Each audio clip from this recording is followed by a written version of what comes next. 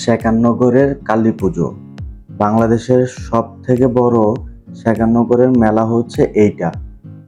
বাংলাদেশের যত হিন্দু সম্প্রদায়ের মানুষ আছে তারা সবাই বছরে এই দিনটাতে এই শেখাননগরের মেলায় সবাই আসে। তো গাইস, বাংলাদেশের প্রায় 600 বছরের পুরনো এই শেখাননগরের মেলা। তো গাইস, মানে সত্যি কথা বলতে কি, পুরো বাংলাদেশের মধ্যে আমার মনে হয় না এরকম মেলা আর কখনো হয়। তো গাইস, ফাইনালি যাওয়া হচ্ছে শেখাননগরের মেলায়। তো হ্যালো গাইস, কেমন আছো সবাই? আশা করি সবাই অনেক ভালো আছো। তো গাইস, ফাইনালি আমরা সবাই মিলে যাচ্ছি শেখাননগরের পুজোতে। আজকে প্রায় একটা বছর পরে এই শেখাননগরের মেলা শুরু হয়েছে। তো গাইস, যারা যারা শেখাননগরের মেলায় যেতে চাও, মানে যাওয়ার মতো তো অনেক ব্যবস্থা আছে, যে যেখান থেকে যেভাবে পারে সে সেভাবেই মেলাতে অংশগ্রহণ করে বা এই পুজোতে আসে। তো গাইস, আমরা এখন যাচ্ছি বোটে। তো গাইস, আমরা যাচ্ছি সৈয়দপুর ঘাটে ট্রলারে করে। তো গাইস, এখানে কিভাবে যাবেন আপনারা?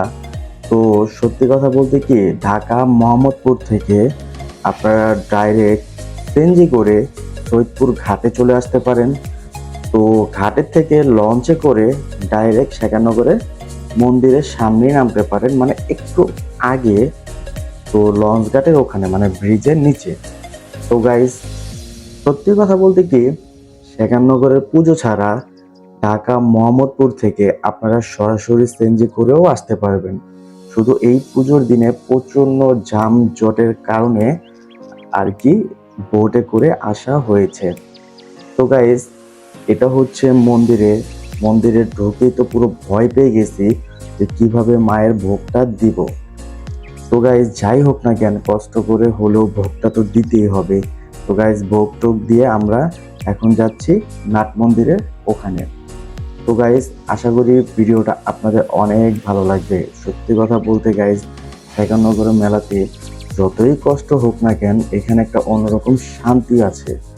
কারণ এই একটা মেলা এত কষ্ট করেও মানুষ, মানে ঢাকার বিভিন্ন জেলা থেকে সারা রাত কাটিয়ে দেয় শুধু এই মায়ের মন্দিরে আসার জন্য, এখানে পুজো করার জন্য, এই মেলাতে ঘোরার জন্য।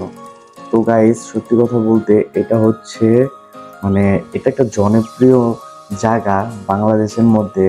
যারা সব সময় শেখাননগর পুজোতে প্রতি বছরই আসে তারা অবশ্যই জায়গাটা চিনে। এটা হচ্ছে লক্ষ্মী মন্দির।